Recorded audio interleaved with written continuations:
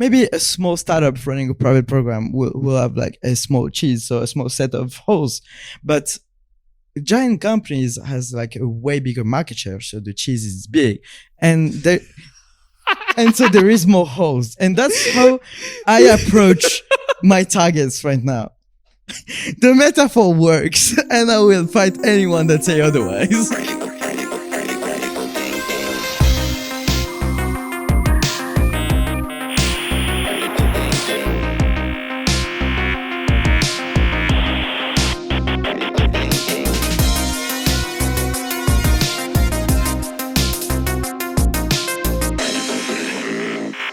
Alrighty, Richard, what's on the docket for today?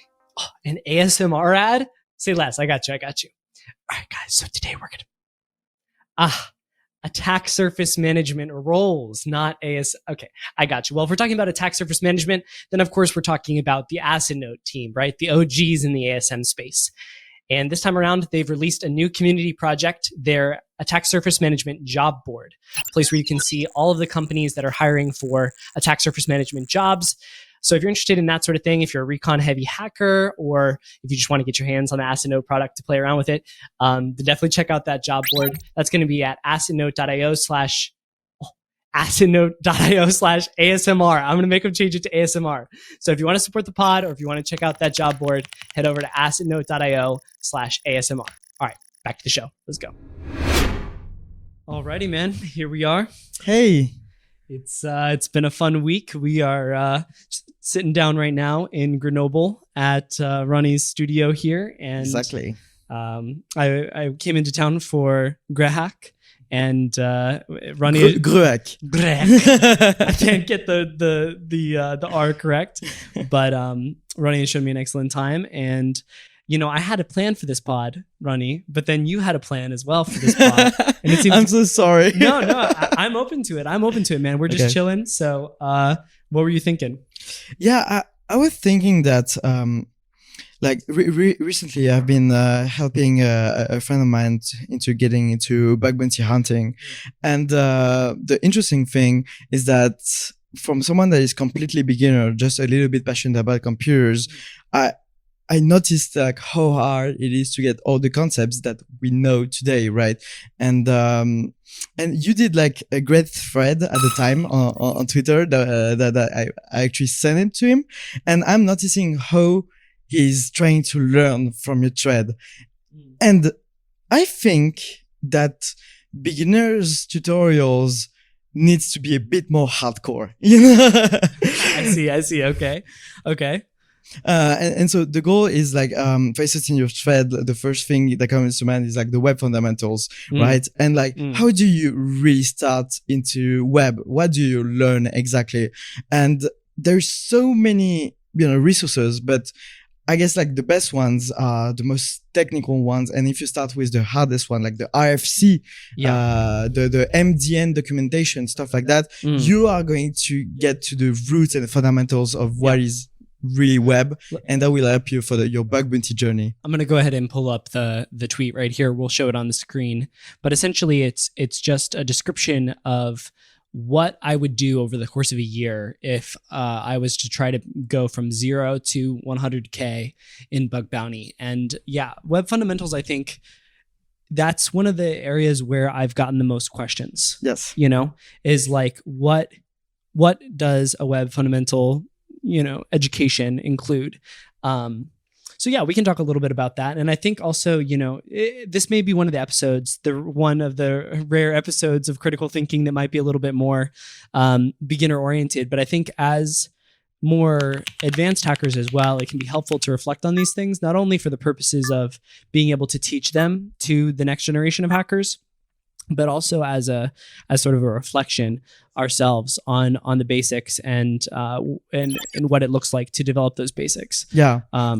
Especially since we were talking about like availability that you saw an article about on GitHub where it's used like the head verb, HTTP verb as a way to exploit it, and like it just shows that sometimes you need to go back to the roots and the basics and go way deeper into the fundamentals of what is the technologies that you are trying to hack, and how, like, as an expert in the field and how as a beginner you can go straight to the the root of that kind of technology in order to really start your exploitation journey. Yeah, and I think that's one of the things that's really pivotal too about learning hacking, because we were talking in that same conversation as we were hiking up the mountain. Exactly. That when hacking is sort of a unique thing, because it's not like once you learn it, you're good. Like every single time we hack something, we are relearning.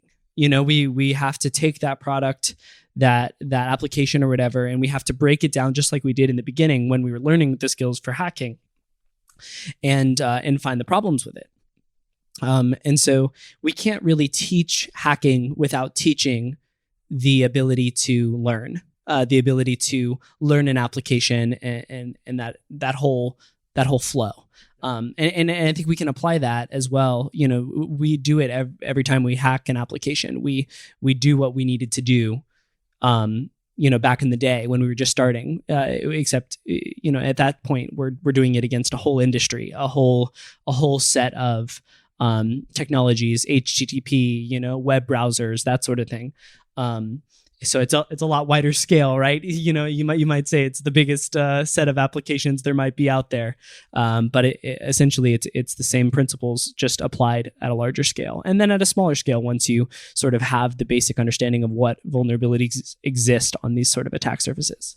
Yeah, and there is something that you are grasping right now that I think a lot of beginners, but I know also a lot of really expert people in the field that are trying to get into bug bounty. So there are bug bounty beginners, but already expert in cybersecurity, is that the ability to find the good resources in order to help you exploit some vulnerabilities. Like the question that we get the most in our DMs is like, okay, where do I learn stuff? Like how I find the information. And I think this is a huge problem for us to answer this one, because the goal is not to give the knowledge to someone. It's like to give the ability for them to find their own knowledge. Because when you are going to get like this really weird technology that exists just on 2 web servers in the world, you are not going to get a Google search or anyone on earth that is going to know it, right? You need to go down into the documentation, the technical spec, and really understand it yourself. And that's how you really find the information. Just trying to face the most technical and root thing. And if we take your thread, the web fundamentals, when I'm trying to teach someone, I'm just give like them the MDN documentation, which is, I would say, the beginner friendly version of some RFC. And then I tell them like to try to find the same information in the RFC that is more complete, right? So when you are learning HTTP, it's great to actually learn what is a HTTP, what it's built on top of. So TCP, TCP/IP. How do you reach a domain? What is a host? What is an IP? And everything. And like go to the root fundamentals, because sometimes in those roots there is like some big vulnerabilities. Yeah, I mean that's the kind of stuff you see with James Kettle all the time. Is he's sort of peeling back those layers and addressing the vulnerabilities at a lower level. I think that's definitely important. I think it's difficult to give also resources like MDN or the RFC or whatever and say like, hey, these are the source of truth for these things, because at the end of the day, like you said, you have to go and find them, Exactly. And so, yeah, absolutely. Reading the RFC and the MDN is a really great resource and something that we should do. But there's also going to be, those random little forums out there, with some old Linux geezer, that knows that was there when this, obscure protocol was created, and you got to read that too. And so it's a lot of digging and a lot of, like you said, not necessarily being intimidated by these highly technical documents, because at the end of the day, this is what I always tell myself, when I'm shaking in my boots in front of like this, very scary target, is like, at the end of the day, somebody not that much smarter than me, probably, you know, wrote this whole thing. Right. Yes. Right. And, you know, sure, there are some like, you know, mega genius people out there that are just, you know, leagues above us all. But I feel like given enough time, I can, you know, compensate for the difference, you know? And so, you know, remembering that these people aren't gods, you know, that this is not something beyond my, you know, ability to grasp. We just have to put in the time to get there. So yeah, I think, and then also, you know, on the web fundamentals, just going back to the nuts and bolts of the web fundamentals, I think it's hard to know where to draw the line on those sort of things, right? Like, do I need to know what every single header does? You know, do I need to know what every single object on window, you know, in the JS engine of Google, you know, Chromium or whatever, do I need to know what all this means? And the answer is no, but it wouldn't hurt, you know, like, you know, you can always spend more time going down that path. And that's one of the reasons why in this article, I outline, or in the tweet thread, I outline this ratio of hacking to learning, where in the beginning, you're going to be spending, you know, 80% of your time or more on learning. But it's very important to get that, you know, 20%, 10% of the time actually hacking. So, you know, where things are making a difference. And yeah, that's actually an interesting thing. Like on like trying to learn everything, like where do you stop? Like, do you need every header? And I think like you need to learn enough to be able to manipulate yourself the data, and to be able to find back where you can learn for instance, like a specific header, you need to know where in the documentation you can find it back. That's a good point. Yeah, it's not about learning, like having like the strong knowledge of the RFC. It's about trying to understand how you can read the RFC in order to find back the knowledge, right? I think there is an Einstein quote, or at least many people attribute that to Einstein, saying like, why would you search something, like why would you know something that you can search for, right? And I think it's true to some degree. Like, you need to understand the overall concept, like the abstract of it. But the day you are going to need to get, you know, your hands dirty, you need to find back where you learn this from, and in order to go even deeper in this specific technology. Yeah, that's one of the things I've struggled with as well, is like, as far as needing a good notes system for that sort of thing, right? Like, I'll often think, I know I read an article where there was like some similar technology to this, and I just need to find that now, you know, and I can't find it no matter, you know, how well I Google dork. And for a little while I was using like this clipper, like the Evernote web clipper or something like that.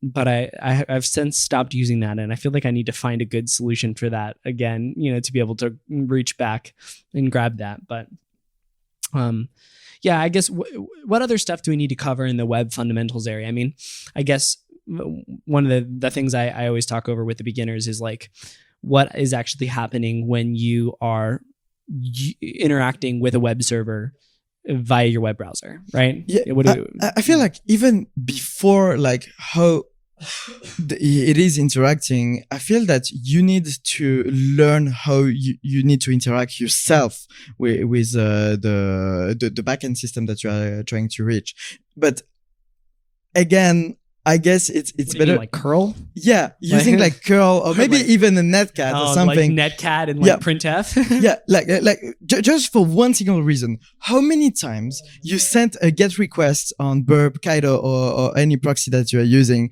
and you forgot the two trailing lines. The new lines at the end? Yeah, for exactly. Sure, 100%. And when you have like a system like curl or netcat where it's really low level and you control every part of it, and you can actually understand like what specific header or what the path is doing or what the host is doing, and just try to reach Google with netcat and trying to do a redirect or something like that is actually something good to learn, because you are controlling every part of your request. And I know like some really good hackers that actually for request smuggling, do not use any proxy. Yeah, Directly goes on people Netcat. like that. Yeah, and I think having that lower level ability to play around with the individual bytes is pretty useful for sure. I've done it. I've done it only a couple times myself, but I think it gives you confidence as well that the system is actually as simple as you think it is. Exactly. You know, like I think there's always this for me, this sort of like fog of, yeah, maybe like I think I understand that, but I haven't actually like played around with it and got my hands on it yet. So I think there could be something that I don't understand there. And when you actually like just netcat and printf, then it absolutely like, for sure, oh, I need to put this new line. I need to do that. And you see how granular the control is that you have over all that. And that's also like this low level, like learning at the beginning, those low level stuff, really going to help you in the future to trust a tool or not. Yeah, like that's a great point. Your reliance on the tool, like this is someone else that coded it for you, right? And so you rely on their knowledge and their coding skill. And I mean, of course, there is some amazing tools, but sometimes you need something like really specific and you don't know if the tool is going to do it or not. Like myself at the really beginning when Gemschedule released the burp extension for request smuggling, I just tried to run it everywhere and I was like, hey, it doesn't do anything. It doesn't find any vulnerability. But then I got back with a netcat request and I was like, oh, wait, why the response is like that? and that's, I feel like as a beginner, I learned something good about that. I learned like what the request was and what data was needed to be manipulated inside the request in order to reproduce a vulnerability, right? And yes, it's harder. It's not for everyone, but I think it's a good advice even for beginners or experts to just try to go deeper in your stack and understand like, okay, what am I doing right now? Like what is really happening behind? Yeah. You said you're not even letting this poor kid use a web browser at this point, right? Like Roni is teaching this kid. And as we were walking up this mountain, Roni's like, yeah, man. Breathing heavy. Yeah, the briefing is accurate.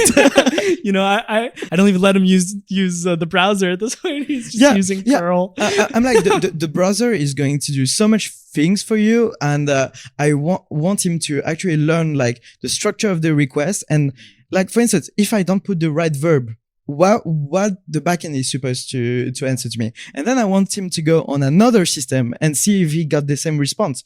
Because like something as easy as a 302 is like, okay, what's a 302? Let's go on the MDN. Okay, look at the MDN, read it, and tell me what's the 302 doing. Oh, it's a redirect. What's a redirect? I don't know. Okay, learn what's a redirect. And what's a redirect? Okay, apparently it's giving me a path to go to. Can you find the path to go to in the response? It's like, there's nothing in the body. I mean, hey, there you go. That's a good discovery. And that's where I told him, use netcat, see the full request, or curl with the -i. And they're like, oh my God, there is a location header. And like, okay, you see? And that's where I understood something really, really important is that the tool are obfuscating a lot of what it is doing. And if you really want to learn web fundamentals, it's going to help you to go to the documentation and just trying to actually generate yourself those low level requests and adding that VVV on curl and getting that actual raw HTTP request base. Exactly. It sounds like with this guy that you're working with, you're using a lot of the Socratic method, sort of like asking the question that he needs to go find the answer to. Yeah. And I think that's really helpful. And it also teaches him how to ask the correct question for himself at some point down the line. I'm just such a big fan of that education model, the Socratic method. It can be kind of a pain in the ass. Like, I'm sure this guy's going to punch you the next time he sees you in person. But exactly. I told him, like, if I think that the question is not good enough, I'm just going to let him answer himself, right? But if I know that I struggled myself to find the answer, I'm going to try to help him, like, find the answer faster. And I think that's a good way to do, because as I told him at the beginning, you need to be able to face the wall yourself, because I'm not going to be there for your bug bounty career, and you can't rely on me, and I don't want to collaborate with you in the future. Yeah, maybe. Let me be honest. I don't want to collaborate with you in the future. Yeah, I like to do my thing on my side. I got this guy, Rhinorator. I love to collaborate with him. Yeah, he's a good dude. Yeah, no, that's good. Okay, so we got the HTTP sort of spec, right? The RFC, the MDN. You've got, browser internals. I always think it's really important for people to understand how same origin policy works, and like the whole concept of these isolated origins in the browser, and why you can't just use JavaScript to reach into an iframe and like grab some data out unless it's the same origin iframe, right? And then you can.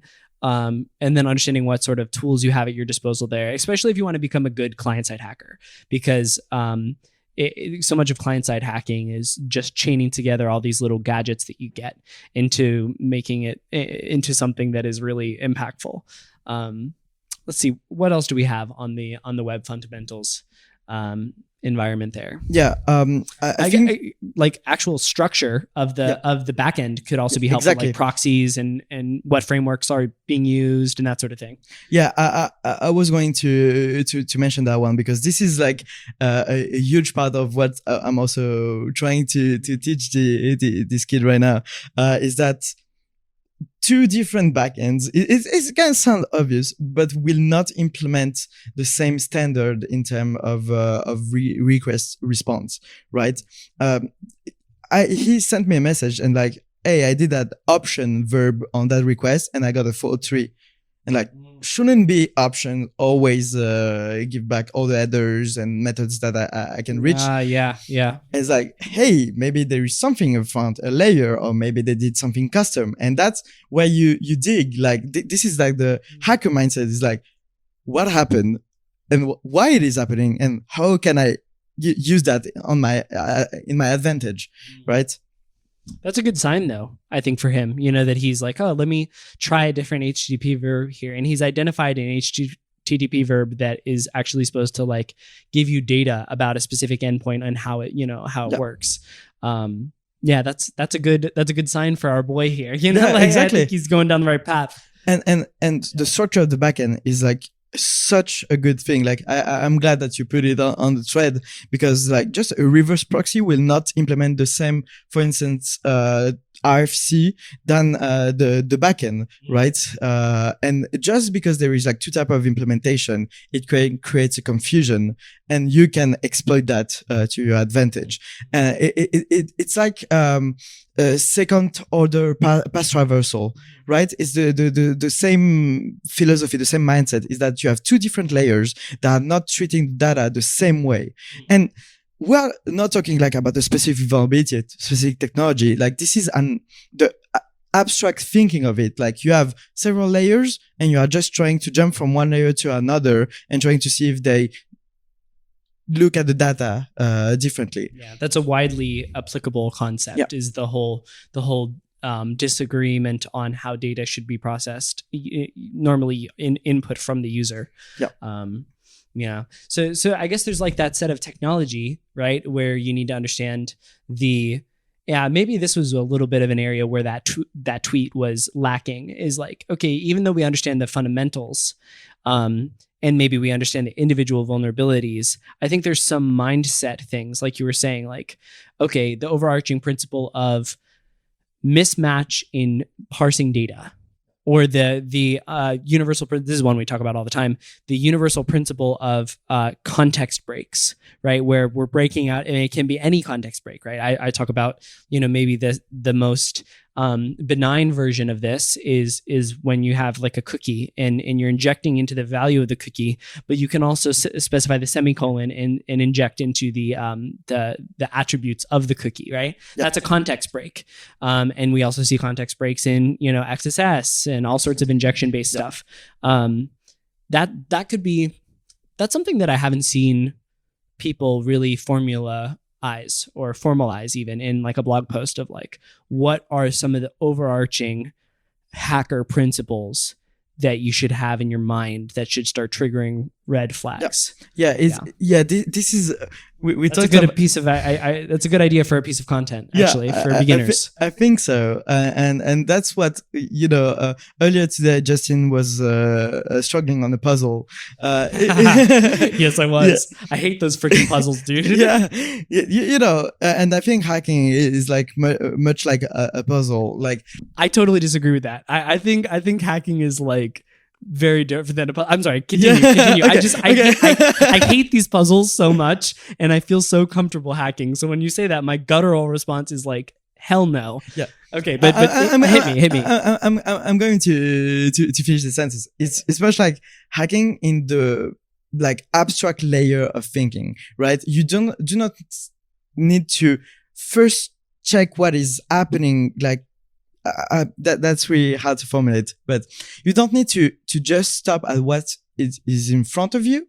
You just need to think on an abstract layer, like, okay, what is happening? Like, how is my request reaching the backend? Is there anything in the middle? And like, if there is like a connection, then there is a rule. And this is my rule. This is my world. Okay. And now that I have my rule, what can I do to break it? And that's, I feel like, one of the most low level abstract thinking that you can do. Like, at least for me, right? Like, you create a rule and you say, okay, my request is following this rule. Now, how I can cheat or whatever, and how I can cheat the game. And once you have like this abstract thinking, you go down to the technical layers until you write your request to hack. Right? Yeah. No, that does make sense. And that is, I don't know, man. And mapping it onto that stupid freaking little game, is where I have the problem with that. But I think the overarching principle does apply. And it made me think also of another one of the principles is this whole concept of time of check to time of use. Yeah. Right. Like I love that security principle where it's like, okay, there's some security check that occurs at some point that's trying to prevent you from doing something. And then after that check, that data is modified in some way. The classic example for me where I think this really clicked was like back in the day was an environment in which there was a check being performed for a specific string, let's say it's script or whatever, trying to prevent cross-site scripting. And then right after that, there was a replace, call that would delete something out, right? So you could do, open bracket SCR, and then, whatever, it start the script tag again. And then it would pull out that middle piece and it would connect the two pieces together, right? Okay. And so that time of check to time of use, and then there being some sort of modification in between the check and the use, is another one of those overarching principles. So maybe I should append that tweet, I think, and add some of these on there as like general principles to be on the lookout for. Yeah, I think that's a really nice idea, like trying to create like category of abstract thinking related to vulnerabilities, like even more abstract than injection, right? Like we said secondary path traversal is just because there's two layers that are not agreeing on what data, how they should pass the data, right? All the injection categories, like we are overtracing user input, and we can like, this is a brainstorm right now. But yeah, no, good. It's good. But like, if we try to break down the abstract thinking while we are web hacking, that could help a lot of people to go like on another kind of methodology, because I feel like there is many different methodology. There is one where you just check box everything, like every kind of vulnerabilities that you think, and maybe it's not efficient, but some people need that, right? And it's completely like a rational methodology to use, especially like if you're like me and you forget what you did earlier. Yeah, for sure. But then there is some other people that live in their mind, and so creating like some kind of mind map of what you think is happening and trying to first check if your mind map is correct. Like for instance, hey, I think there is like one reverse proxy, a load balancer, and then I can reach the backend, but the backend is in a cluster, so I have different pods, right? How can I check that? And so you check that, and then, okay, that's my rules. Like, I'm evolving in that world. Like, this is my mind map. And that's helps a lot, like just being able to confirm that the technology works in the way that you think it is, because you are like blinded. Yeah, it's like building these hypotheses and then validating the assumptions along the way. Yeah, that's I think that's a part of the overarching process, and then we kind of apply these various tenets of hacker mentality onto that. So like another one that I just thought of, inspired by Kevin Mizu, from the Gray Hacks presentation, is this whole concept of the mutation XSS that he presented. Is the whole concept of dealing with user input that is supposed to be spec compliant in some way and is not spec compliant. So how do we deal with messy input from the user and get it back to a place where it needs to be rendered, or it needs to be presented in a way that's compliant with a specific specification? I think there's vulnerabilities that arise there pretty often. And another one that just comes to mind as well is, I think, could be broadly categorized as like lack of depth of understanding the technology that you're using, right? The classic example that comes into mind here is XXE, right? Where you have this XML language that is just supposed to be for like marking up data.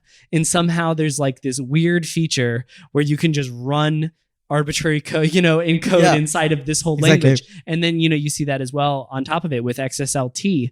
And now it's like, oh, wow, this is a, freaking Turing complete language that's just built in as a side component of XML. And it's like, okay, so, there's so many recursive layers of technical depth to all of these systems that we're using. I mean, you see this with the dependency confusion stuff too. Exactly. Yeah. And I really like what you just said as an abstract thinking, like developers' misconception of a technology, or maybe more lack of root knowledge. And you see that with SSRF vulnerabilities, right? So there is an SSRF. You manage to get your metadata endpoint. There is a fix. What's the fix? Okay, I'm going to just forbid the metadata endpoint.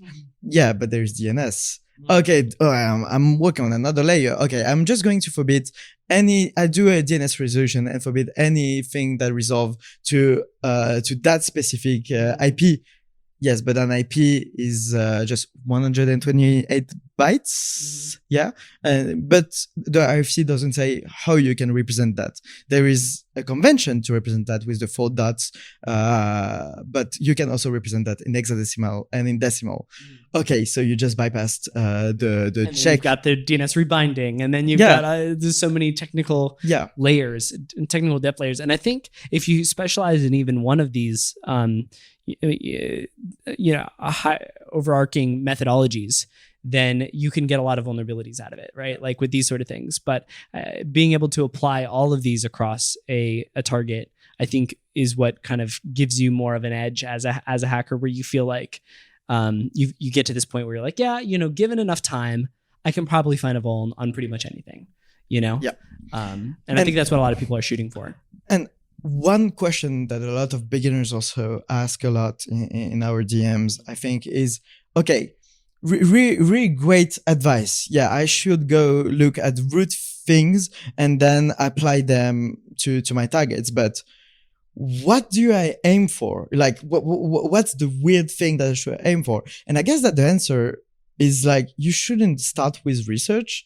You should start with maybe someone else's research. And that's an advice from Jeff Kettle. Like, I think the article is named, hey, so you want to be a web security researcher or something like that. I don't remember the exact name, but he says like hunt for forgotten knowledge. So basically, take the blog post of someone that you really understood or really like the technique, and you found it elegant, and you vibe with the technique, and you're like, okay, I'm going to try to first apply this technique on all the targets that I know and that I like. And I'm like, okay, what works and what doesn't work, and why it doesn't work.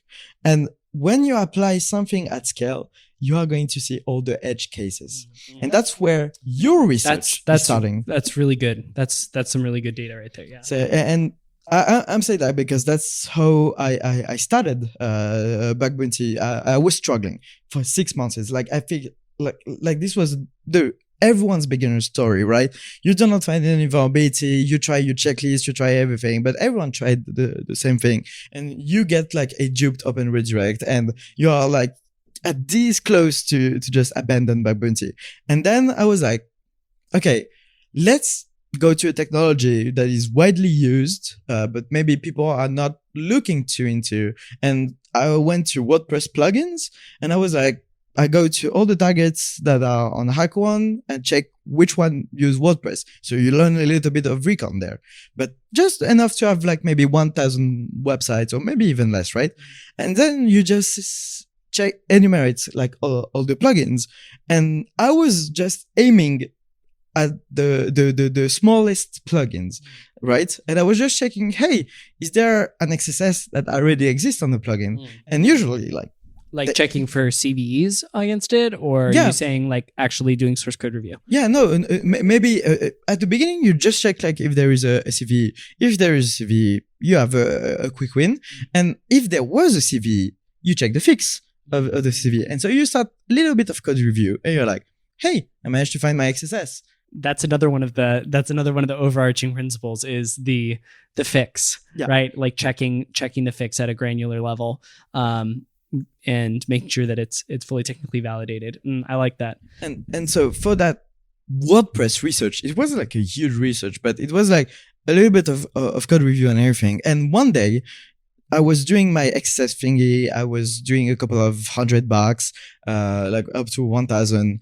And I got to a point where, hey, this XSS is not working on this specific website. Like it works on my Docker environment of WordPress, but it doesn't work on the website. And that's where you start learning really. It's like, what's the difference? What is CSP? Exactly. That's when you learn what CSP is. Yeah. And so you start another deep dive, and then that's where the research starts. And I'm just applying a research at a bit of a larger scale, just trying the same technique, really niche technique, and then trying to see all the edge cases, and from the edge cases, learn how you create your own research. That's, in my opinion, how you can become like a good bug bounty hunter. Yeah, that at scale piece I think is really interesting. That hasn't been an approach that I think I've implemented a lot, but I have seen that the edge case just back in the day when I was doing more recon automation. You're absolutely right? As soon as you try to do something at scale, those edge cases are going to stick out like a sore thumb, right? Because they're just going to break your whole system, and it's going to be like, why is this actually not working? So that is a good way to find all those tiny little tweaks off the edge of what you would normally expect. Yeah. And that's why sometimes I don't rely on tools where I start the research. I prefer to write my own really buggy tool, like in terms of finding stuff. Like it doesn't find like good findings. There is a lot of false positives, but I like to learn why it is a false positive, right? And if it's just a blatant false positive, I'm going to fix it. But then there is like those edge cases. Like imagine you are writing an XSS finder tool, a Kaido plugin or something, and then you just check if there is a reflection, right? And you're like, oh, okay, I got my reflection. Then there is XSS, right? And then you understand, oh, but there is some tags where like it doesn't pass as HTML. And so you're like, wait, but can I actually still get XSS on those tags? And then you go deeper and deeper into the documentation. You go back to the RFC, you go back to the HTML, MDN documentation, and you are like trying to understand like this freaking tag, what it is doing, because it never used since 2008, right? It was just an obscure browser that introduced that. And that company sounds like a very specific problem that you're talking about. Lost 8 hours of my time. Yeah, dude. That was 3 years ago. I think that's a really interesting piece, though, too, because when I was giving the workshop at GreyHack, I kind of said I think one of the problems with hackers is that we often reinvent the wheel time and time again. We make the same tools. And why do we rebuild time and time again? It's because we don't trust the implementation of other hackers because it's opaque in a lot of scenarios. And I say it's opaque, the source code would still be there, but it's like, oh, okay, I've got to, sort through all of this source code to make sure that it's properly implementing my methodology of this is how I would, bypass a 403 or, look for a fuzz for an XSS in a specific scenario, right? And so essentially what we end up doing is then we end up writing the code ourselves so that we know this is how it should be implemented, right? Because we're essentially taking our own methodology and trying to automate it, right, and build it out. So you can definitely see the various edge cases pretty well that way. But I think it's not always that piece of I don't have introspection into the tool. It's also, I want to understand this more thoroughly by automating it. Yeah. And that's a good principle and something that maybe a lot of the beginners should take a look at. And that speaks also to should the beginner hacker know how to program? Piece of that. How much time do you think hackers should spend on building some sort of ability in JavaScript, Python, some sort of client side or like scripting language? Let's call it a scripting language versus a programming language. Oh, that's an entire debate here. But I mean, to do this methodology that we just described, it's necessary, right? Yeah, especially with the onset of AI. I think it's a little bit tricky, right? Because you can definitely get away nowadays with prompting in natural language and then being able to read code. Yeah, I think so. I think it's probably not necessary, even if you're looking to, build that skill set in the way of automating, something to understand it a little bit better. You can oftentimes do that via natural language prompting, and then just modification. Yeah, I think it's not necessary as a bug hunter to like code really well, but it's better if you code actually. I have like in my mind an entire debate because I think like I know some hackers that do not know how to code at all, right? But they are finding like some really crazy vulnerabilities because they don't have the barrier of thinking a developer might have implemented something. Yeah, and thinking, a developer couldn't have been this stupid, to implement it this way. Yes, they could have. Or even like just try some super naive and obscure thingy and just say, because they don't know that normally it doesn't happen. And just because they don't know it, they're going to test it. And it kind of worked once, Yeah. I feel like that hurts them more than it helps them, though. Because I've seen that a couple times before and I've been like, oh, yeah, they tried that and then they kind of got lucky, right? But then, how much time does that person spend trying things that will just not work? Yeah. And I know for a fact that it will not work. Yeah. And that's the other side of my debate, like saying, okay, but when you are going to learn the concept and you are indeed going to reduce the things that you are going to try because you think that people are implementing code that way, but also by knowing more code. And I think it brings a lot more value because indeed you can automate those scripts and be able to script at least a little bit will reduce the friction. Okay. So going back to that though, I guess, putting the scripting thing aside, we're all that guy that doesn't know that a little bit, right? That doesn't know how to script a little bit, right? Because at the end of the day, we each have our own blind spots for what kind of technology we're proficient with or that we're familiar with in any way, shape, or form. So when we're building out this, like the rules, like you were talking about, the rules of the environment that we're in, we can make assumptions on, okay, well, I see this and this, which tells me it's probably a reverse proxy. But you don't know that for certain, and that's the cool part I think about Bug Bounty, because Bug Bounty takes a bunch of hackers from a bunch of different spots that all have different eyes and different history and different background and different understanding of various technical components, and put it all together. Because sometimes you need the dude that's gonna, assume that this is the environment and that my assumption is correct, and we go super technically deep. And we tried this really obscure thing that would only work if my understanding of the stack is 100% correct. Yeah. And then you also have this guy that's like, what if I just put a little tick here? I wonder, what that does. Or, just tries all of these naive techniques to get the full coverage.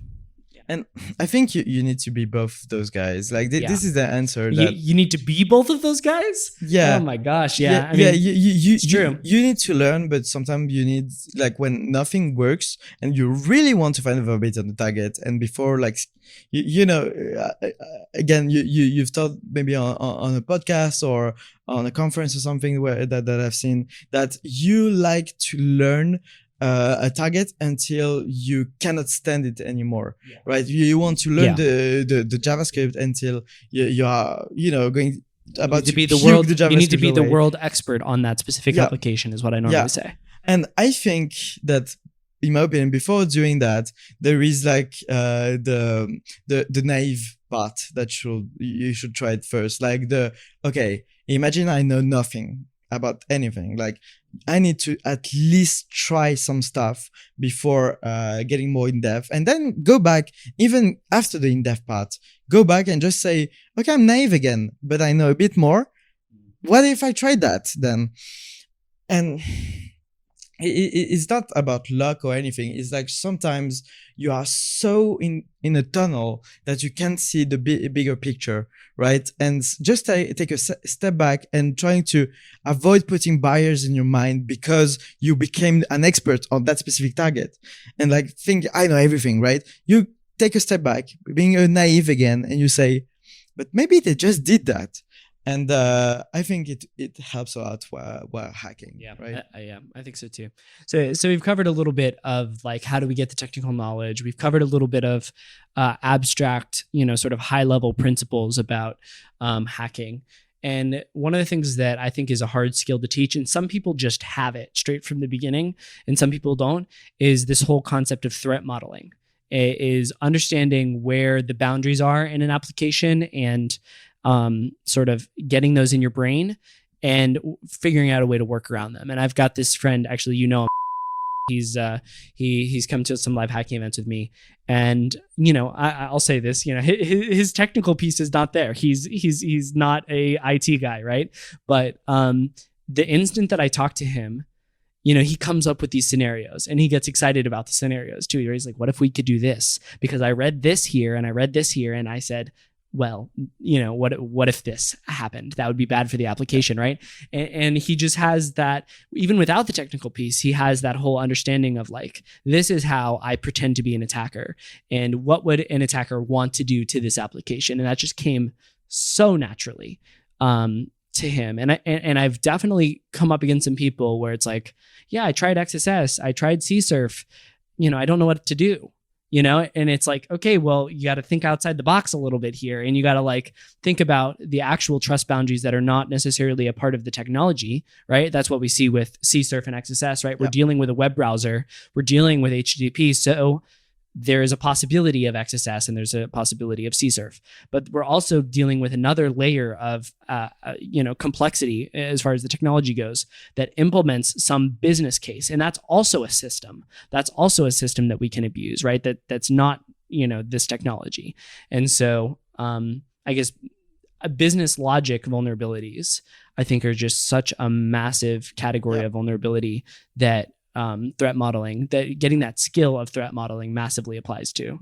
So, have you approached this at all with your mentee of sorts? And I don't know, how do you think people can address and build that threat modeling skill? Yeah. So when I was a beginner, someone told me an advice was like, the vulnerability that you are trying to find, try to think how much on the darknet people will buy it.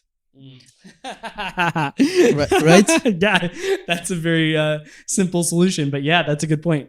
And I want to go a little bit further.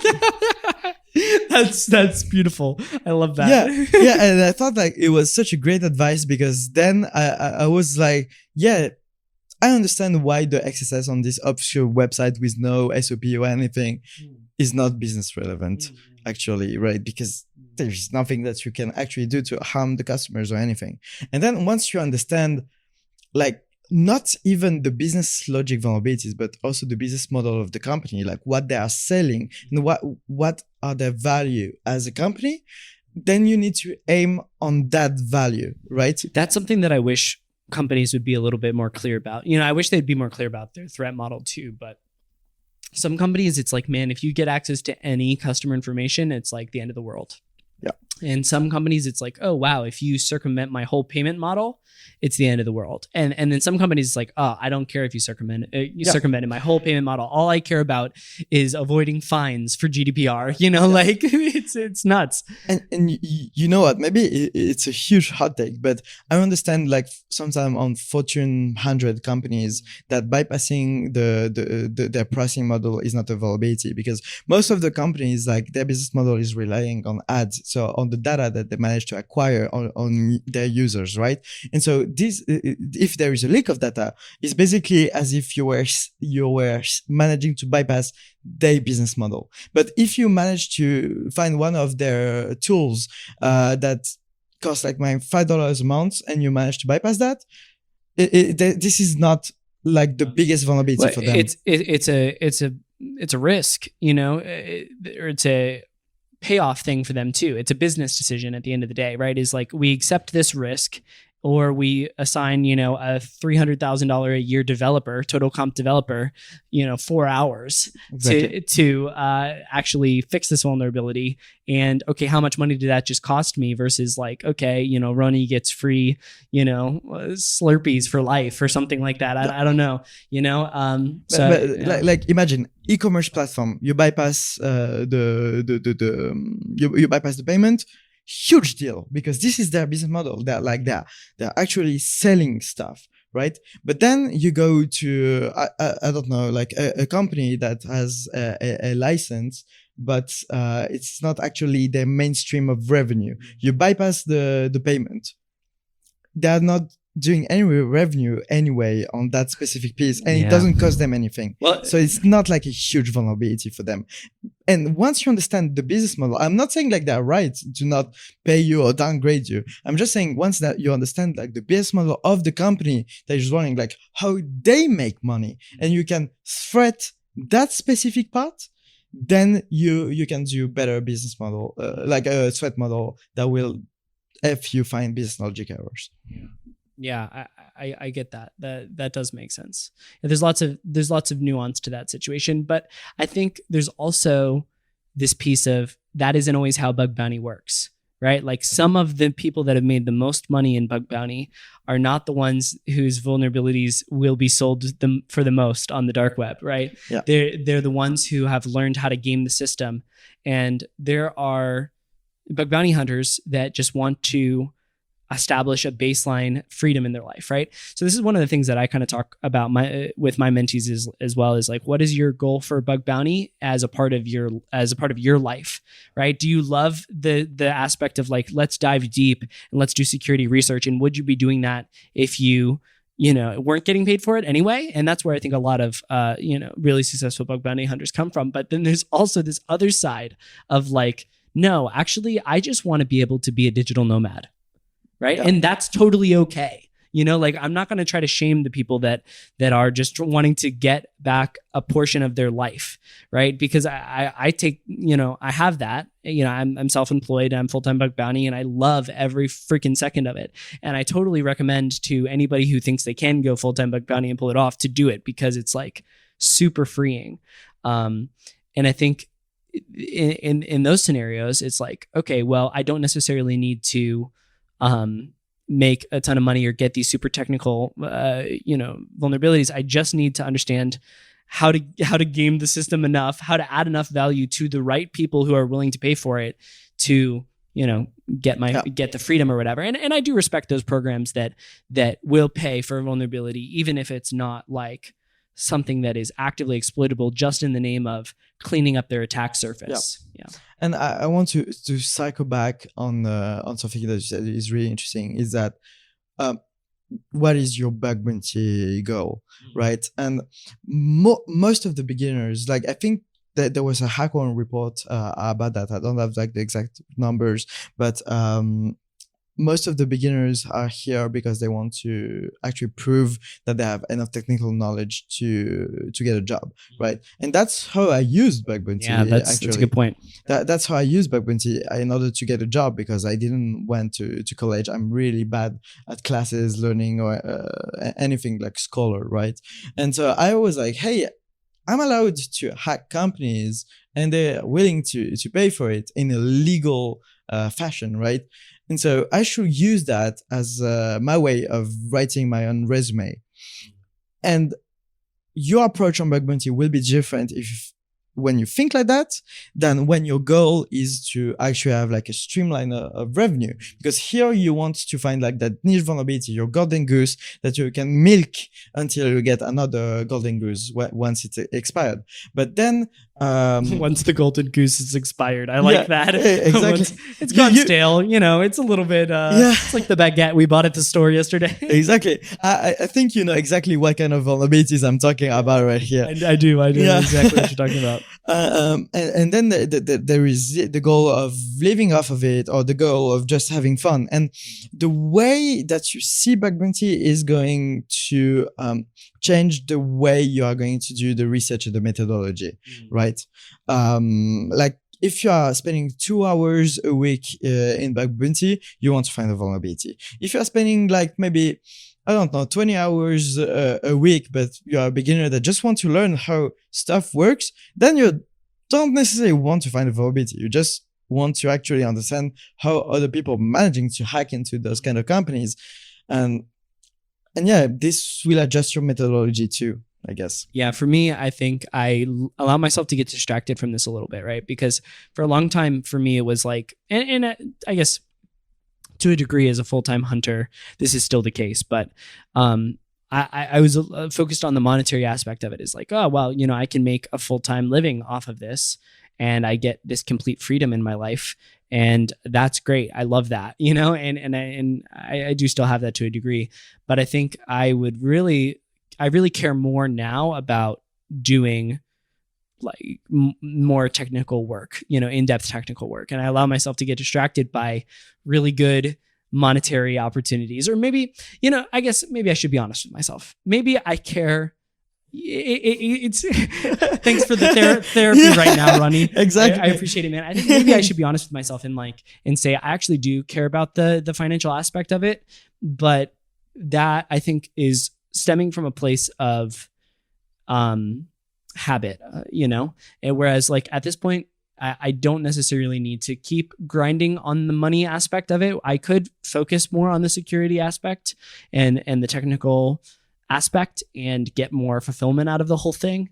But I still see these opportunities popping up where I'm like, oh, that seems like a good, opportunity to make some good money. Yeah. So I think as you move through this different stages of your life as a bug hunter, your goals may change for it as well. And that's something you got to be aware of. And this is also going to change like the targets you are going to hack on, right? Yeah. Like for instance, when I was a beginner, it was okay, any target where I can find something. Right? Yeah, exactly. What's the softest target I can find? Yeah. How many times have we been asked that question? Exactly.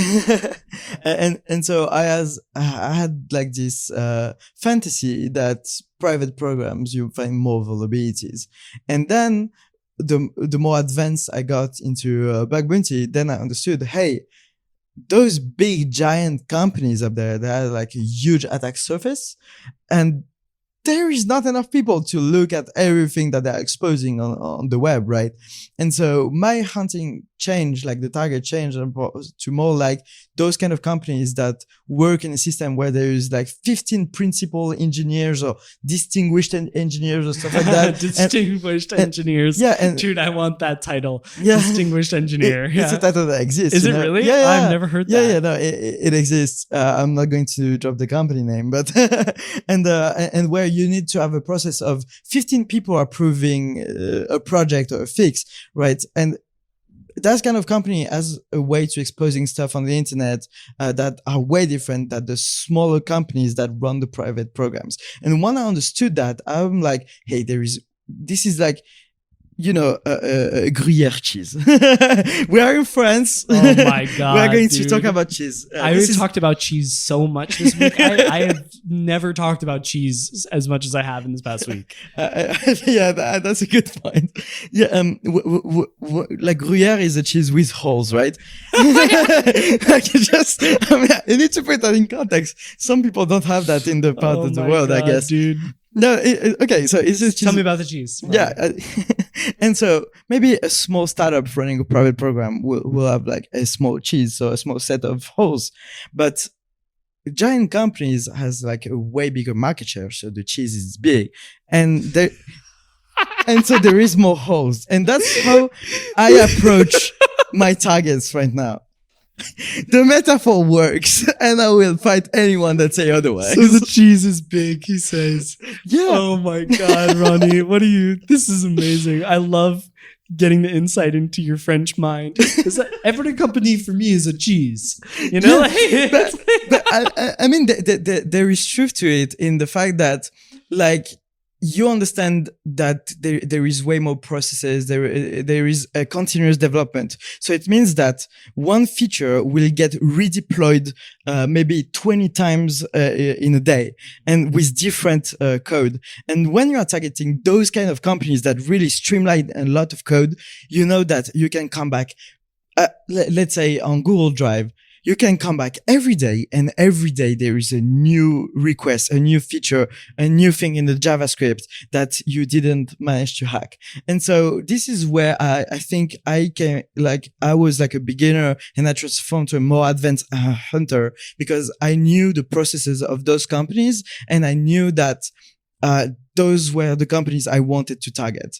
And so this reduced the set of like all those amazing companies that are on HackerOne, Bugcrowd, or any platform, like, and you don't know which one to choose. And then it reduced to like, I have 30 companies that I want to hack. I'm in the same boat with you, man. I mean, I mostly just go after those bigger companies that are pushing code constantly as well. But I mean, not to say that the smaller companies aren't pushing code constantly. I think that they are as well. But, when I was talking with Douglas Day, he's got a different approach. He just goes to each one of these little small programs and with 2K crits, and just, spends 4 hours, on each one of them until he finds one that's like, oh, wow, this is really messed up, and then just, finds a bunch of vulns on those. And so I think it's not a one size fits all sort of thing, right? It's like a per hacker. Yeah, and that was like the beginning of the thought, I guess, is that depending on your goal and on your bug bounty goal, you are going to approach the targets differently. Like, for instance, there is those amazing recon masters, right? Mm-hmm. Yeah. Their target is not like one company. The target is like the entire list of a bug bounty platform, right? And they're running the automation on everything. And then there is those, French Rosen kind of hunters that are like, what is the funniest vulnerability I can find in the world right now? Correlation IDs. Yeah. Oh my God, man. That was such a crazy drop when he hit us with that. Those approach are all valid, but they have different goals in mind. One is to do quantity, the other one is to do quality, and both of them will get like a lot of revenue by the end of the day. But you might have programs might have a different perception on you. Like, some programs will, if you are like this big recon master, they will see you as maybe an automation scanner that is just pinging them like once a week, But there is other programs, like when you are like this amazing hacker, that are just going to see one report a year, but they're going to have a sweat on their on the brow. And man, I want to be the one where it's like, yo, you get a report from this, and it's like, oh shit, or you build a deeper relationship with the program as well. And exactly. And like, they're like, sup dude, nice report. Just finishing up the one last week that you sent us, that sort of thing. I think that's a fun part of bug bounty for me. And this human side that you say, create the deep connection, you need to know with which program you can actually create that. Because once you understand the process on them getting the vulnerability, like some programs have like their own dashboard, and they are just being fed by bug bounty platform, and they are not even seeing your name on the dashboard. You are just like a number. Who cares about the reporter name? Yeah. You are just a number, and then there is the overall dashboard seeing a trend of like, oh, we got more vulnerabilities, but we fixed those. And like, they are like, okay, we are happy about that. But then there is the programs that are like, hey, you remember when you sent that vulnerability 2 years ago? Well, we want more. We loved that report. We have it framed in our office. You know? Exactly. Yeah. Those are great, man. Those are great. And that's just about processes, because for instance, those bigger companies will have stronger processes and they want to scale. They want to scale everything. And when you scale, you remove the human side. And so you cannot create this deeper connection. Yeah. And I think that as a beginner, you need a deep connection to learn bug bounty with the people like you are working with, right? With the people you are sending reports, because they can give you the feedback that you really need. Yeah, that's the feedback piece. That feedback piece is really important. And the feedback cycle, I think, is one of the things that I really liked about bug bounty in the beginning, but it's getting a little bit more challenging now as things are becoming a little bit more volatile, where, there's so much volume coming in that the triagers are like just, kicking stuff that are valid reports, and you start thinking, is it my methodology that's messing up if you're a beginner, or is it them not seeing this vulnerability from a technical perspective? And it's hard to say nowadays, really. And that's why I actually get a lot of reports where people will ping me and they'll be like, hey, I reported this bug and here's the bug, and they NA'd it and or like informatived it, and I'm like. And I always try to look at those and give them a little bit of a sanity check, right? Like, and this is not, I'm not volunteering this, by the way. Like I can't get to all of them. Okay.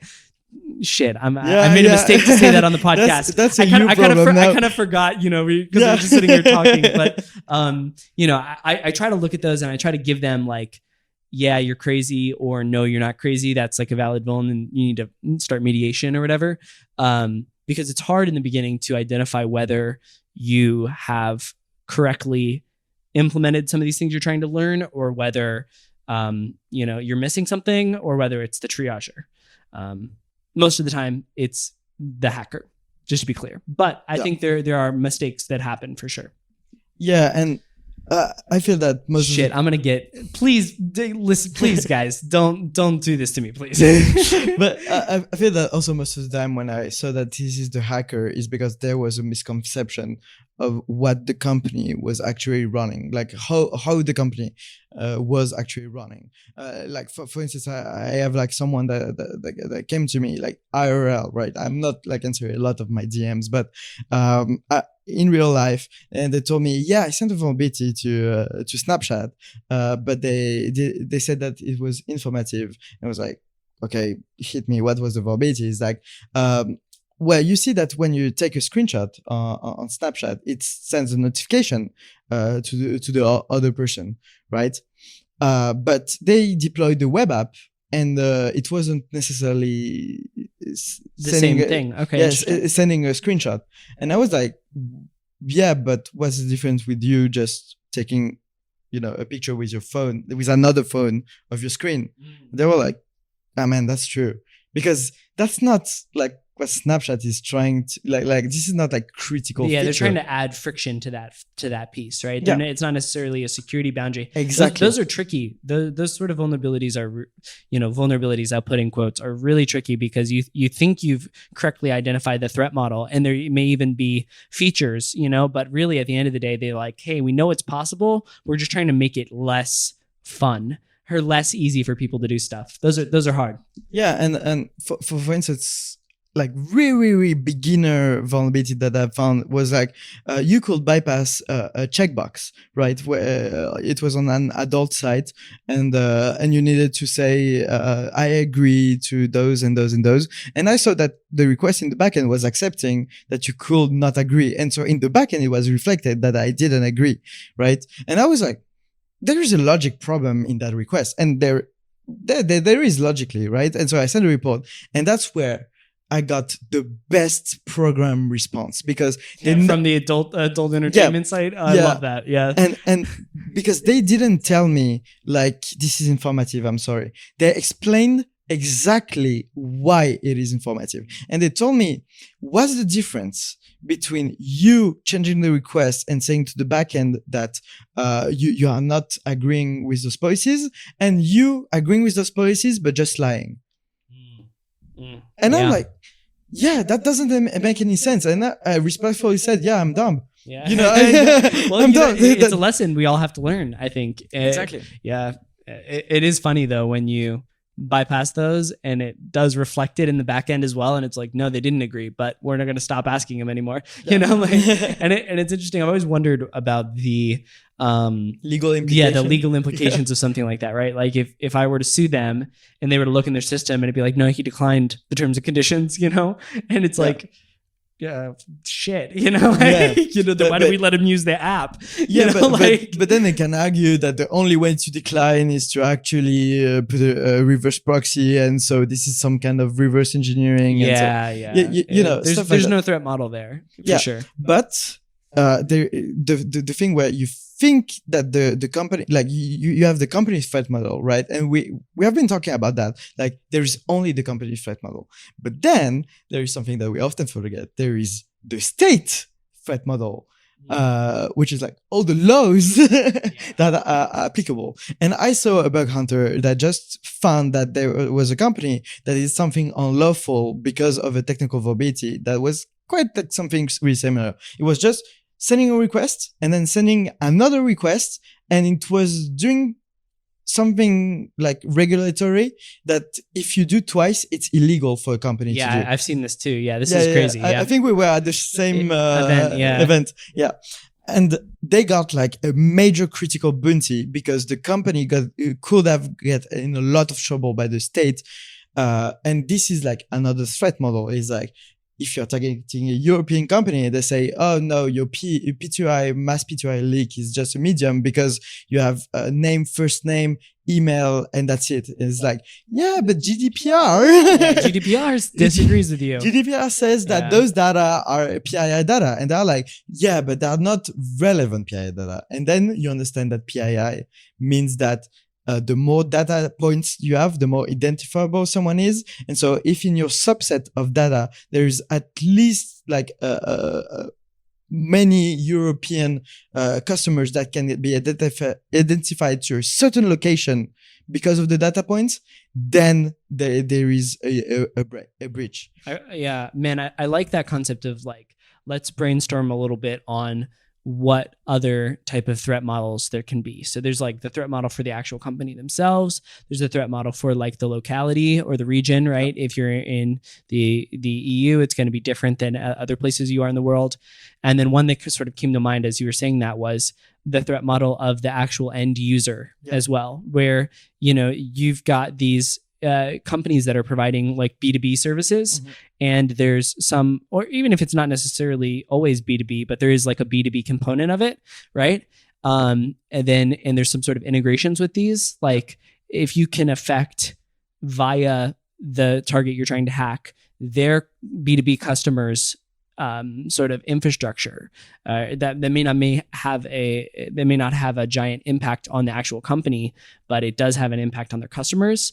That can be a massive threat model that's overlooked a lot of the time. I really like this, and I think that this is also part of the abstract thinking, right? Where you go to a mind map and you're trying to check all the different layers that could be applied to a threat model, to a vulnerability, or to everything. So that's when I was saying like hacking feels like a bit to me as a puzzle, because you just need to forget about what you see and you think on another layer, a new paradigm, right? Where you are trying to just find all the layers and the interconnection and just say, okay, what can go deeply wrong with the set of rules that is imposed? Yeah, XSS is another example of this, right? Where XSS is actually, and this is why you have the scope changed sort of aspect in CVSS, is the XSS actually affects the user's browser, right? It doesn't actually affect the website. It affects the state in the user's browser. And if there wasn't a browser, there wouldn't be a vulnerability here because, of course, that HTML isn't actually being rendered and it's not doing anything. So there's that component. There's like that. the end user component.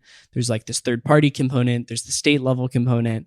There's lots of various components to threat modeling for all of these complex applications. Wow. Yeah. And there is also like the part that is exposed, but there is also everything that is happening internally inside the company. And that we think that it's a black box, but there is actually so many little interactions that end up being on the internet, like software supply chain attacks, for instance. Yeah, the software development lifecycle. Yeah, that's a great point. Yeah, DevSecOps. Oh, you can have like all your developers one day just putting your code base on GitHub, and like no one noticed that. And I'm not going to say the company, but there is a company where there is active developers because there are like 40,000 employees in the world or something like that, where they're actively pouring internal source code on GitHub. And there is no keys or anything to look at, but you just have like internal system knowledge. I love that for me. Leaked. Yeah. I love that so much. Yeah. And that's another way of, thinking about everything. If you have a mind map of this is where the company sits, and this is like the country, the region, and this is like all the threat model. And then you zoom inside the company and you're like, okay, there is that number of employees. This is the technical stack. This is maybe they're they're doing a fundraiser right now. What can investors doing a fundraiser? Yeah, they're raising a cycle. Sorry. Yeah. Raising funds. Raising funds. Investment round. There we go. Yeah, investment round. So what the investors can get scared about, and then you zoom a little bit, and you're like, oh, this is the technical stack. You zoom until you mind map everything, and that's how I think we need to approach bug bounty. Is about abstract thinking of all the threat models. You need a company who's on board for that, because there aren't a lot of companies that will say, just anything that affects us, we want to know about, right? You have a couple of those, but not all of them. I love that piece of Epic Games scope is like, anything else that we own and you can prove it, we'll pay for that. Yeah. That's pretty great. Yeah. That whole overarching principle of looking at those lost components of the software development lifecycle, these internal ticketing applications, the correlation ID stuff with the logging and introspection. How does the SOC, how does the blue team actually investigate these incidents as they're occurring, and what sort of hindrances can you put into play, or how can you leverage that investigation to trigger other vulnerabilities. And as a beginner, that can feel so overwhelming, right? And I think we kind of got off the sorry beginners that are trying to listen to this and thinking like, holy shit, there's a ton of things I don't understand. Because I think this should be like some kind of North Star, like to be able to understand that many layers, but you need to start with the layer you are most comfortable with. And more than comfort is like the one that sounds the most interesting to you, right? Again, as a beginner, when I was starting, like the most interesting thing at the time was XSS, like so many beginners. And then there was like the request smuggling, and I was like, what is that? It's so interesting. It's so elegant. And so I wanted to find request smuggling. And then I learned from that. And even all the knowledge that does end up in a vulnerability, someday, you are going to go on an obscure application and you are going to say, damn, this thing that I learned like 4 years ago is going to be useful today. And I feel this happened to me recently. I was working with Shlomi, and he did a blog post about that where he just pinged me on Discord, and he was like, "Hey, I have like this. I think it was 40 character hash, and I have the feeling that it's predictable. We should, break it." And so the first 8 chars were a timestamp, and then everything felt so random. And I advise you to read the article. But the way I was thinking about this breaking was like a technique that I learned like 4 years ago on an obscure CTF, and where they were like, okay, let's guess what the hash is doing. Like, what is computed, and just trying like different methodologies until you get the right prediction pattern, right? And because I read that 4 years ago, I was like, oh, maybe I can find it back and get their methodology. And I never used it in 4 years, but the knowledge was useful at some point. So everything you do to learn something will be a payoff, even if you don't find it. Yeah, it intertwines into other things down the line for sure. All right, man. What else do we have on this beginner front? We didn't really cover the tweet like we actually planned to here. I guess the tweet actually says, okay, web fundamentals, and then we go into a different set of various kind of vulnerabilities, vuln classes as we move into month 3, 4, 5, 6, and then 6 through 8 we're doing code review and actually developing sort of our speciality as a hacker. I think I think that piece of understanding these various vuln patterns like XSS and CSRF and that sort of thing, those have a couple really solid purposes, right? They teach you those vuln classes, which you see, on lots of targets, so you can just apply it directly. But they also apply some of those higher principles, like we talked about of injection. Okay, injection is this concept that I need to apply more widely, and I think you kind of get that through osmosis as well. It's not necessarily something you're studying and being like, oh yeah, okay, context breaks, that makes sense. It's more of like, oh, okay, that's what context breaks looks like actually implemented. And then, if my brain is trying to abstractize things, then I can start seeing. Here you go, that. man. Yeah. So this is what you were talking about before. Yeah. So it's there's dual purpose to actually learning those actual vuln types and seeing how they're implemented. Yeah. Yeah, and also I feel that when learning those vuln type, you don't need to learn all of them right ahead before starting to try to find them.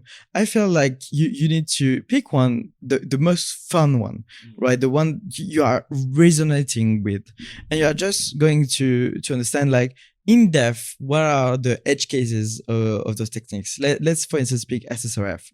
SSRF really pretty much widespread, came in the top 10 new OWASP top 10. And there is like so many fixes that are wide on the internet. Like if you just try to go type on the internet how to fix SSRF as a developer, right? You are going to see all the fixes, and you are like, what the developer must have implemented first, And so you learn those edge cases, and that's where you come back to the RFC that you've learned before, and you're like, okay, so what is an IP? What is a domain name? How can I bypass the fixes? And you go so in niche that you can just try to just concentrate on that niche until you get sick of it, and then you go to the other vulnerability. And I think Kevin Mizu did, for me, he's one of the best trajectory in bug bounty right now. I feel like there is some other amazing people like Ryotak or Matan that are doing like an amazing job on that trajectory. And Kevin is one of them, where he took XSS, right? Everyone is taking XSS as a beginner-friendly vulnerability somehow, right? He took XSS, and it wasn't like, I'm going to find like reflected XSS on all the endpoints. I'm going to check the biggest implementation of DOM XSS like fix, and I'm going to be specialized on how to bypass this implementation. And then he went to learn how to bypass DOM Purify. This is a bit more research, right? But he had to learn so many stuff. Like I talked with him about that. Like he had to learn the RFC. He had to learn how to read the payoff script. Is massive too, right? Yeah. Like you see this with just moving into talking about specialization. You see this with Alex Chapman, right? With the headless browser stuff. Exactly. Mizu with the DOM Purify sort of aspect. Johan with the CSP related stuff, right? You become the go-to person for the specific problem or the specific stack. And I think Alex was saying that almost all of his bugs this year were collabs, and he's crushing all of his goals just because people are like, okay, here's RCE, but I can't implement it because I don't know how to do, V8, binary exploitation attacks. And he kind of bridges that gap. That specialization piece is really nasty if you can master it. Yeah, and you don't need to over specialize. It's just maybe about going in outside the comfort zone of the other people, right? Like you are in bug bounty competing against the knowledge of everyone else that is hacking on the same target, right? And so they have a limit to their knowledge, especially if they're hacking generally as a checkbox, right?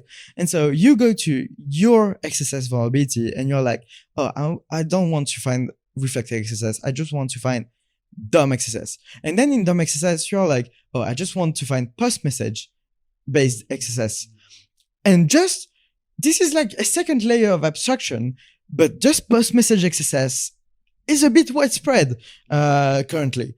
And so if you take the vulnerability by like, what is the nichest way to exploit it?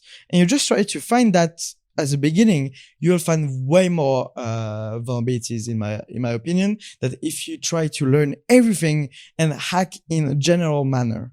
Do you think you should do that after or before you've sort of covered the general basics of all the vulnerability classes? I think it depends on how much fun you're having. Right. This is the hacking mindset, to go deep and deep into the rabbit hole. And so if you don't like SQL injection, don't go learn SQL injection. Amen to that. Hate SQL injection. Yeah, I don't really like it. I'm not. It feels good. I mean, it's a good vulnerability when you get your hands on it, but I'm not passionate about it. You know. Yeah, it's not like something I enjoy searching, but I do, for instance, enjoy searching. For the dependency confusion, for any software supply chain attacks, but I was in my head. I need to stop talking just about that. All I can think about is supply chain. No, because it has been like something I'm trying to. You've done GraphQL DOS. You've done exactly. Lots of other vulnerability types as well. Exactly, GraphQL. Like this is like a technology that is pretty much in every major companies, and you can find like some GraphQL somewhere, right? And there is like so much of an attack surface on GraphQL alone by default that if you have fun learning just GraphQL, go just for GraphQL. But you need to understand if what you are doing, there will be a payoff to that. If your goal is to not just have fun, but also have the financial reward, you need to say, hey, that obscure technology or that obscure niche vulnerability, how much of that I can really find. What do we think are the top, if we had to list right now, the top high value things for a beginner to dive deep into? Well, what are some of the ones that come to you? I mean, GraphQL is a great one. I think GraphQL is still very widely applicable. You just mentioned post-message XSS. I think that's big. WordPress technologies. Yeah, WordPress. Are still pretty big. I feel any framework or CMS with special vulnerabilities. For instance, if you like to hack on Rails, and there is like an interesting attack surface that is just Rails specific, right? So any framework, maybe even libraries, for instance, Dump Purify is a library, right? But the attack surface of Dump Purify is gigantic. There is like a Dump Purify maybe in every React front end that I've seen so far. Not every, but like vast pretty much anything that has any sort of developer base in it, right? Like you're allowing the user to be also a developer with your tool, needs to have some sort of piece of that. An advice that I can give maybe to bug hunters, and that I feel it's a good idea, tell me if it's a good idea, is instead of messaging all the top hunters or the ones that are successful in what they're doing because they're receiving hundreds of DMs, go message a developer of the technology you are trying to hack, like someone on LinkedIn. They're pretty responsive, man, to be honest. Like at least that's been my experience, just kind of talking to these people that are passionate about these projects. Yeah. Just if you want to hack on Rails, go talk with a Rails developer and just ask them like, how do you implement your code? You don't need to really know how to code a Rails application, to hack it. You just need to at least understand the fundamentals, right? The abstract of it. And so just ask, hey, what's your developer lifecycle when you deploy such application? And then try to think, okay, that's how he's doing it, so I need to hack it that way. and I feel that's like a good piece of advice. Like if you go niche, try to be part of the ecosystem that you are targeting. Like if you are hacking on WordPress, go follow some WordPress developers, go follow the discussion. If there the is change logs, get some data feeds for those. Just go into the developer community because they are the one producing the vulnerabilities. Like your top hunter, like for instance, when I message you are not producing any vulnerabilities, you are finding them. But the guys that or like the people that are producing those vulnerabilities are just out there, right? And they are talking publicly, and you can go learn from them their mistakes, right? And I think I've learned more talking to developer about code review stuff than actually to hackers. Yeah, man, there have been some really crazy times at the live hacking events where I'll come up to the developers on like the first day and I'll be like, hey, if you were going to search for vulns in this code base, where would you look? And sometimes they'll be like, screw off. Like, I'm not going to tell you that, but sometimes they'll be like, oh, I really think this is sketchy. Right. And I just remember one live hacking event where I did that and it was just so sketchy, the whole area that they pointed me to. And I found like 15 bugs on that. And I was like, man, that was a really good call. Ben taught me that actually, that trick. And for the people that don't have access to live hacking events, like more beginner people, like just talk with some people on the internet that are actually developing those technologies. Like there is, like in web hacking, there is some Discords, there is some forums, there is some Twitter accounts, and that I think could be quite responsive. Yeah, just going back to the like what niches could be good right now. I think there's an area for somebody who is a gadget master, like somebody who really just builds automations solely around collecting non-vulnerability gadgets.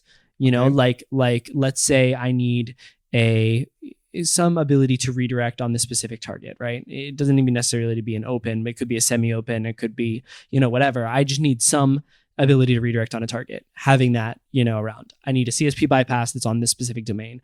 I need, a cookie set gadget, around, right? It's having somebody who their specialty, their niche could be collecting those gadgets and then working with the community to fill the needs of various exploits.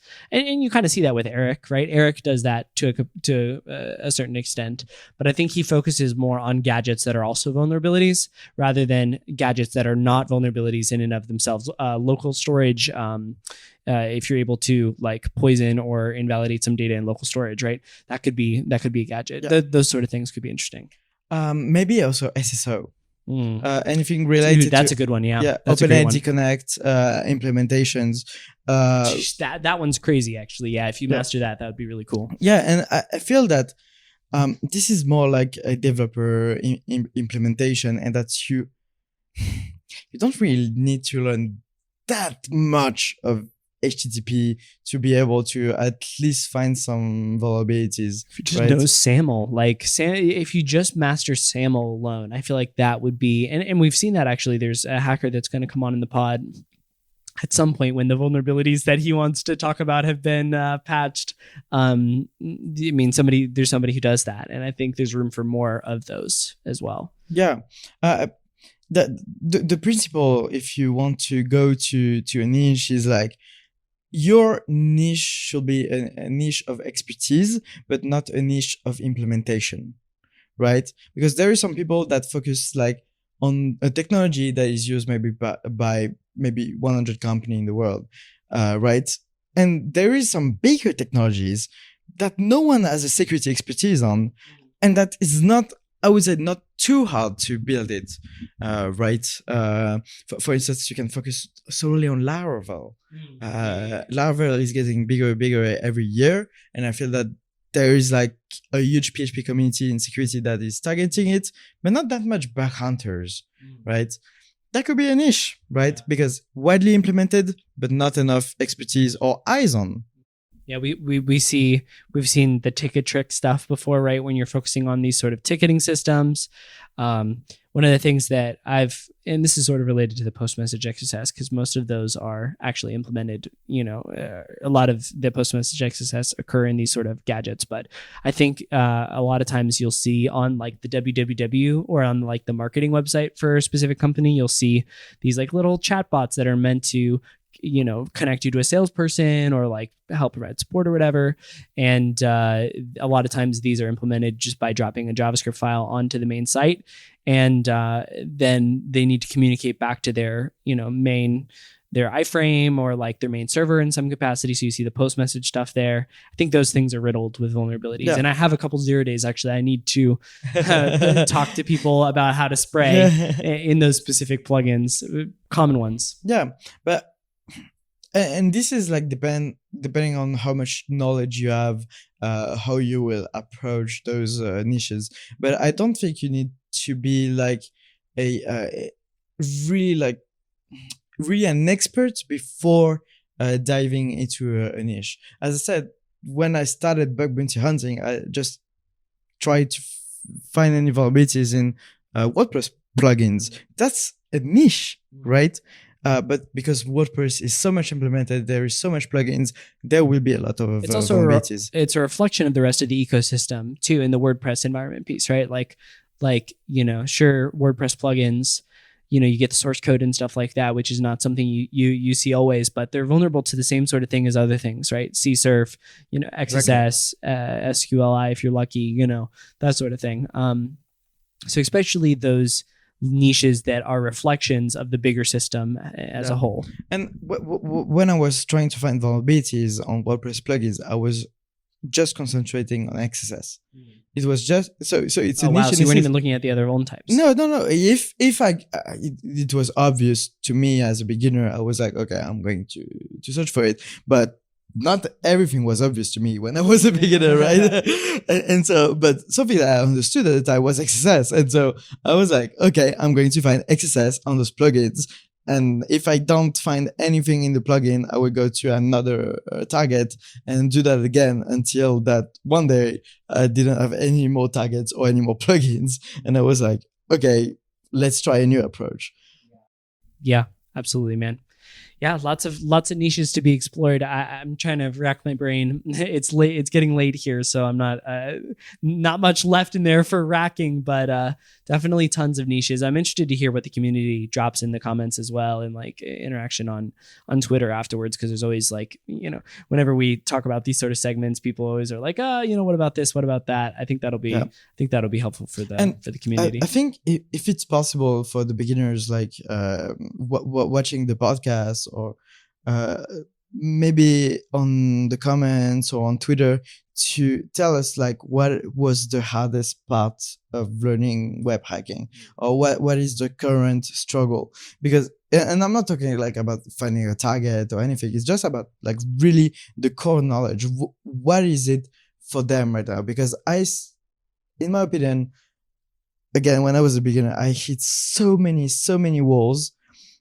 And the only struggle that I really had was the motivation, right? Like it was the resiliency that when I was hitting a wall, what could I do to, overcome the obstacle? And that motivation was like my main struggle. But I know there is some other struggles that are more like on the technical side and less on the human side. And I think it will be cool to know what are those and how like people can facilitate them. What was your biggest success in overcoming that motivation piece? It's when I found, like for me, it was when I found my niche, right? Like when I created a comfort zone that was outside of the other people comfort zone, but where I felt like I had the expertise right now on that subject. Do you think that was because you were experiencing success, or do you think that was because you respected yourself as a hacker? I think it's because I had an hypothesis, and the hypotheses were getting truer and truer, and so I got confidence into what I was doing. So probably more success. Yeah, I feel so. Like I'm that part of I would say the security researcher community that I can't say that I'm a really hacker, because you need to say, you know, like originally to say that you're a hacker, you need that other people to say that you're a hacker, right? Because a hacker is your North Star, is like what you want to become. And this is something that you always need to grow and trying to evolve, right?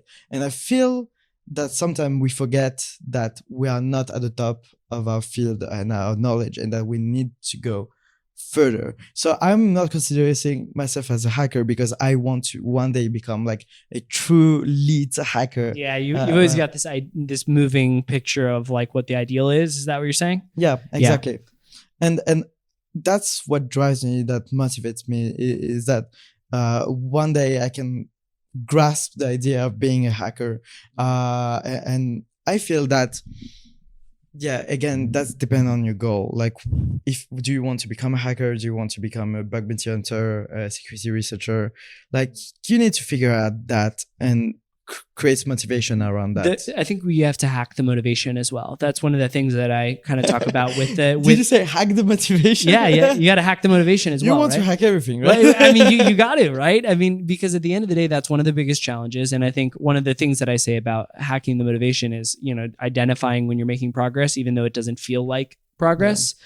When you're covering endpoints, when you're finding gadgets, those are all progress. And I think as a beginner, as you're starting, one of the nice things about having like a checklist or whatever is like, okay, I can check off this little piece and I can say, okay, well, you know, I am making some progress here, whether it's in your learning curriculum or whether it's in, you know, your actual assessment, saying, okay, well, I've assessed this target for XSS on this one endpoint, you know, that's progress. And I, you know, you trust that progress or that progression is a part of validating your hypothesis on whether this whole process will get you to the point of you know, finding a vulnerability or being a hacker or whatever you want to delegate as your actual end goal. And then, you know, if it doesn't, just like you do when you're hacking, you have to adjust your hypothesis and say, okay, well, maybe this isn't really how it works, right? And then you construct a new hypothesis and you keep on pushing with that. So you do abstract thinking. I can do abstract thinking. No, I know you can, like but I'm not an abstract thinker. We're just circling back to that, like to the fact that you need to think on another layer, and that I feel that's the real entry point of actually starting your bug bounty career. Even if you're like already an expert of insecurity or like a beginner in everything, is that your ability into thinking differently than just what is in front of you, right?